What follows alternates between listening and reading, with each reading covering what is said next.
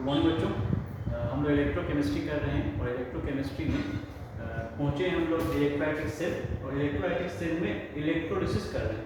इसी इलेक्ट्रोलिसिस के सीरीज में एक क्वेश्चन पहुँचे 7 नंबर में, electrolysis of aqueous CuSO4 using copper electrode. इस तरह के इलेक्ट्रोलिसिस को करने के लिए आपको एक सीरीज का जरूरत पड़ेगा, we call it electrochemical series. उस इलेक्ट्रोकेमिकल सीरीज को यहाँ पे हम दिखाएंगे। इलेक्ट्रोकेमिकल सीरीज को समझाए हैं, देखिए इलेक्ट्रोकेमिकल सीरीज यहाँ डिटेल में समझाए हैं। इलेक्ट्रोकेमिकल सीरीज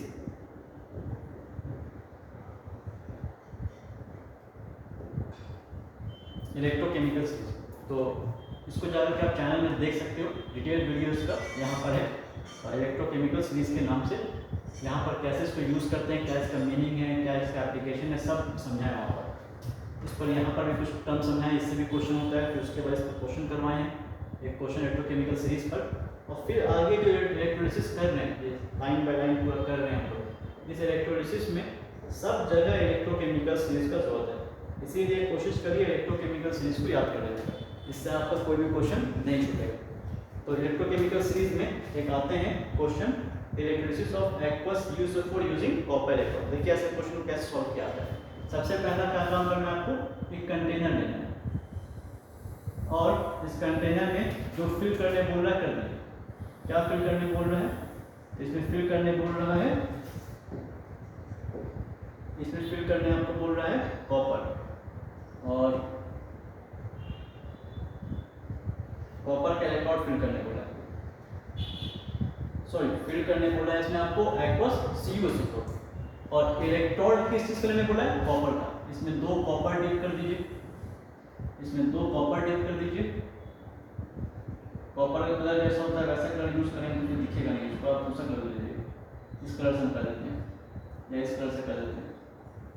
तो कॉपर कुछ इस तरह का डार्क कलर का दिखता है, लेकिन अभी इसको हम ऐसे यूज कर देते हैं। ये मान लीजिए कॉपर है, कॉपर का इलेक्ट्रोड इसमें डिप कर दिया गया, और उसके बाद आपको इसमें इस कंटेनर में जो फिल करना है उसको फिल कर दीजिए।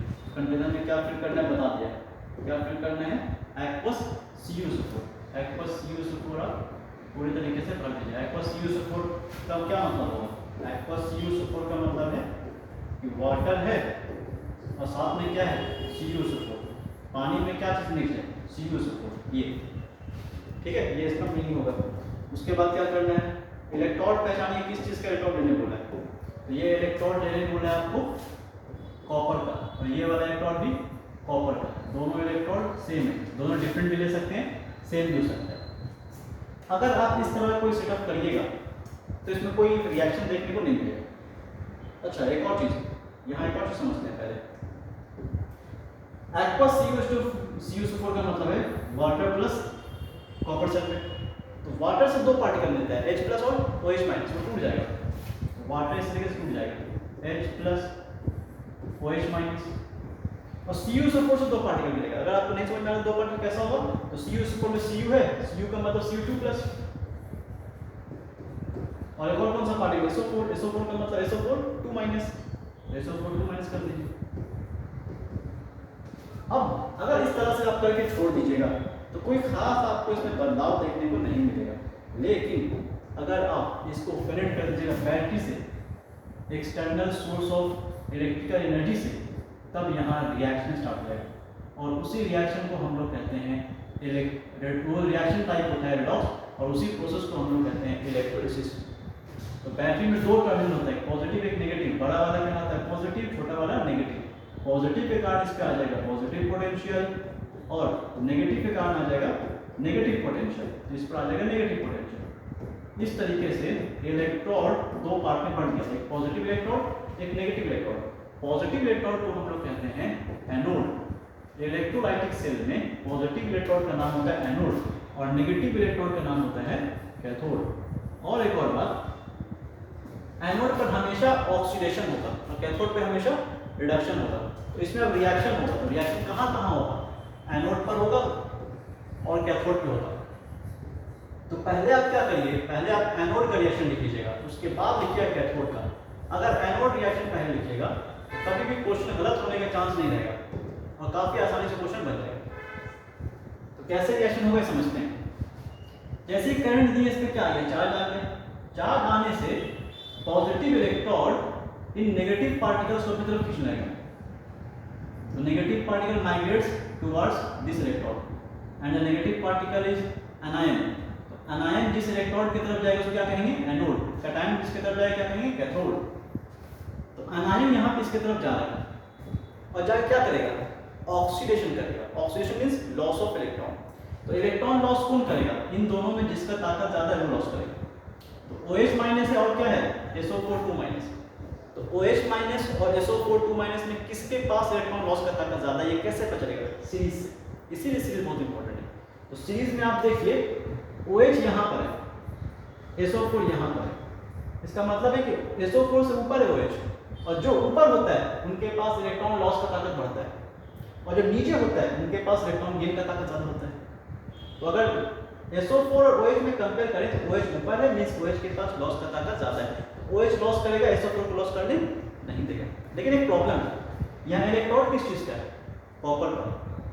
तो OH से भी देखिए ऊपर कौन सी चीज है, कॉपर। तो इससे ज्यादा ताकत इलेक्ट्रॉन लॉस करने का OH के पास, OH से ज्यादा किसके पास, कॉपर के पास। तो इलेक्ट्रॉन लॉस करने में सबसे ज्यादा इस पूरे सेटअप में ताकत कौन रख रहा है, कॉपर। और वो कॉपर जो इलेक्ट्रॉन लॉस करेगा वो एनोड का होना चाहिए, कैथोड का नहीं, क्योंकि नेगेटिव वाला इलेक्ट्रॉन कैथोड पर ऑक्सीडेशन नहीं होता है, इलेक्ट्रॉन लॉस नहीं होता। तो इलेक्ट्रॉन लॉस किस पर होगा, एनोड पर। तो एक्चुअल में इस प्रोसेस में काम होता कैसे है, जो आप देख रहे हो एनोड कॉपर का, वो करता क्या है, यहां से एक पार्टिकल इलेक्ट्रॉन लॉस करके हट जाता है। यहां से एक पार्टिकल इलेक्ट्रॉन लॉस करके, जो कॉपर है वो कॉपर क्या इलेक्ट्रॉन लॉस करेगा, और लॉस करके कहां जाएगा, पानी में, Cu2+ बन जाएगा। और ये काम कहां पे हो रहा है, एनोड पे। कैसे होगा, रिएक्शन कैसे लिखेंगे, ऐसे। जो कॉपर हम लोग का एनोड था, जो कॉपर एनोड था, वो कॉपर इलेक्ट्रॉन लॉस करके क्या बन गया, Cu2+। और ऐसा करने के लिए दो इलेक्ट्रॉन को वो लॉस करेगा। अब ये दो इलेक्ट्रॉन जो नेगेटिव पार्टिकल दो, ये घूम करके यहां से यहां पहुंच जाएगा, समझना। ये दो इलेक्ट्रॉन यहां से घूम के यहां पहुंचे। अब इस इलेक्ट्रॉन को लेने का कॉम्पिटिशन होगा, इलेक्ट्रॉन लेने जाएगा। इलेक्ट्रॉन लेगा कौन कौन, जो पॉजिटिव पार्टिकल है। पॉजिटिव पार्टिकल में कौन है, H+। ये इलेक्ट्रॉन गेन करना चाहेगा, ये वाला कॉपर गेन करना चाहेगा, और ये वाला कॉपर भी गेन करना चाहेगा। तो इलेक्ट्रॉन गेन का कंपटीशन मेनली बोले तो ये कॉपर को चाहिए, कॉपर, दोनों सेम ही चीजें हैं। तो अगर हम बात करें इलेक्ट्रॉन गेन का कंपटीशन किसके किसके बीच है, तो हाइड्रोजन और कॉपर के बीच है। तो हाइड्रोजन और कॉपर में कौन गेन करेगा, कौन ज्यादा ताकत रखता है वही गेन करेगा। तो कौन ज्यादा ताकत रखता है उसके लिए आपको क्या देखना पड़ेगा, तो उसके लिए देखना पड़ेगा आपको सीरीज। तो सीरीज में कैसे पता चलेगा कि इनके पास इलेक्ट्रॉन गेन का ताकत ज्यादा है, जो नीचे है। तो H+ यहाँ पर है, उससे भी नीचे कौन है, कॉपर। तो H+ से नीचे है कॉपर, Cu2+ H+ से नीचे है। इसका मतलब इलेक्ट्रॉन गेन का ताकत किसके पास ज्यादा है, Cu2+ के पास। तो H+ को गेन करने नहीं देगा, गेन कौन करेगा, Cu2+। और Cu2+ जब गेन करेगा तो ये जा जाके चिपक जाएगा, इस तरीके से एक एटम जाके वहां चिपक जाएगा। या इसको एक और तरीके से समझ सकते हो, यहां से पार्टिकल हटा तो यहां जाकर जमा हो गया, यहां जाके जमा हो। एक और पार्टिकल मान लीजिए हटेगा तो, या इसको आगे समझाते हैं, पहले समझिए इसका क्या मतलब है। Cu2+ जो कि पानी में था, वो दो इलेक्ट्रॉन को लिया और दो इलेक्ट्रॉन को लेकर के जा करके Cu बन जाएगा।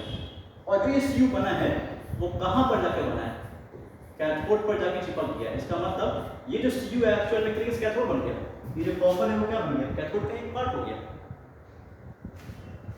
तो एक्चुअल में इस रिएक्शन में हो क्या है, इस रिएक्शन में होगा क्या, एक और कॉपर यहां से हटेगा, एक और कॉपर यहां से हटेगा, फिर एक और कॉपर यहां जाके जमा हो जाएगा। फिर क्या होगा, एक और होगा, फिर कॉपर यहां से हटेगा, फिर कॉपर यहां से हटेगा, फिर यहां जाके कॉपर जाके जमा हो जाएगा।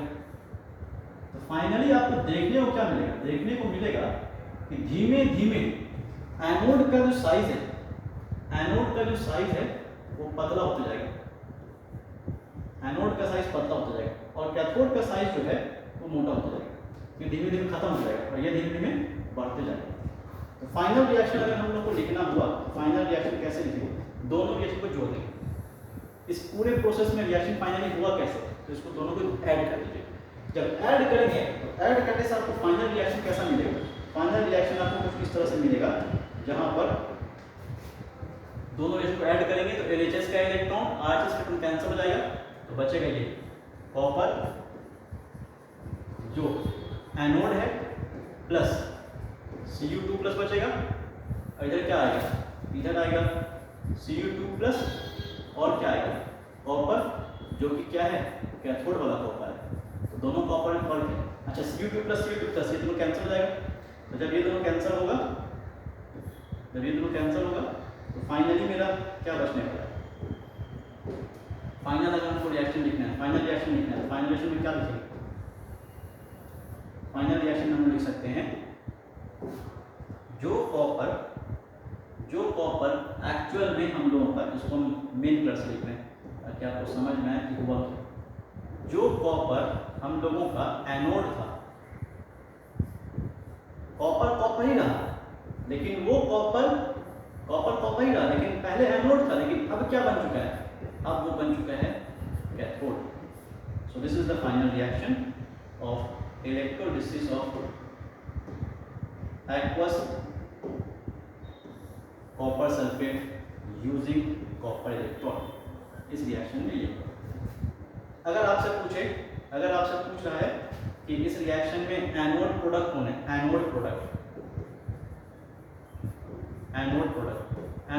कहने का मतलब एनोड पर होने वाले रिएक्शन से आपको समझ में आ जाएगा एनोड प्रोडक्ट कौन है। तो एनोड प्रोडक्ट यहाँ पर आपको कौन दिखेगा?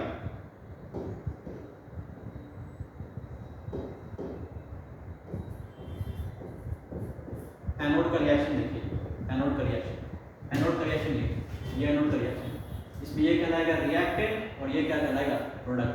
तो एनोड प्रोडक्ट अगर हम पूछें कि एनोड प्रोडक्ट कौन है, तो एनोड प्रोडक्ट होगा यहाँ पर Cu2+। और अगर आपसे पूछा जा रहा है कि कैथोड प्रोडक्ट कौन होगा, कैथोड प्रोडक्ट के लिए आप क्या लिखिएगा? कैथोड वाला रिएक्शन। तो कैथोड वाले रिएक्शन से आपको क्या मिल जाएगा? कैथोड प्रोडक्ट मिल जाएगा। अब जरा आप पहचानिए कैथोड का रिएक्शन ये, तो ये हुआ कैथोड का रिएक्टेंट और ये क्या हुआ? कैथोड का प्रोडक्ट। तो अगर पूछे कैथोड का प्रोडक्ट कौन है, तो कैथोड का प्रोडक्ट हो जाएगा Cu। इस तरीके से हम लोग इस तरह के क्वेश्चंस को सॉल्व कर सकते हैं। अच्छा, एक और चीज, क्या CuSO4 का कॉन्सेंट्रेशन में कोई फर्क पड़ेगा? जवाब है नहीं। जितना पानी की क्वांटिटी उतनी पानी की क्वांटिटी, जितना CuSO4 उतनी CuSO4। रिएक्शन सिर्फ किसका हुआ है? सिर्फ और सिर्फ Cu2+ का हुआ है इस पार्टिकुलर रिएक्शन पर। ये कहाँ से आ रहा है? ये आ रहा है एनोड से। तो एनोड का ही Cu पहले पानी में आ रहा है, फिर जाकर यहाँ जाकर चिपक आ रहा है, तो इसके कॉन्सेंट्रेशन में कोई फर्क नहीं पड़ेगा। इस तरीके से हम लोग इस रिएक्शन को, इस क्वेश्चन को सॉल्व कर सकते थे। तो बहुत ध्यान से देखिए, आप नोट करिए, फ्रेश नोट्स बनाइए और इसका भी आपको नोट्स हम सेंड कर देंगे। तो चैनल सब्सक्राइब करके जुड़े रहिए, यहाँ पे आपको नीट, मेंस और बोर्ड्स का प्रिपरेशन करा दिया जाएगा। तो इस वीडियो में इतना ही, मिलते हैं हम लोग नेक्स्ट क्वेश्चन में, एक नए क्वेश्चन में नए वीडियो के साथ।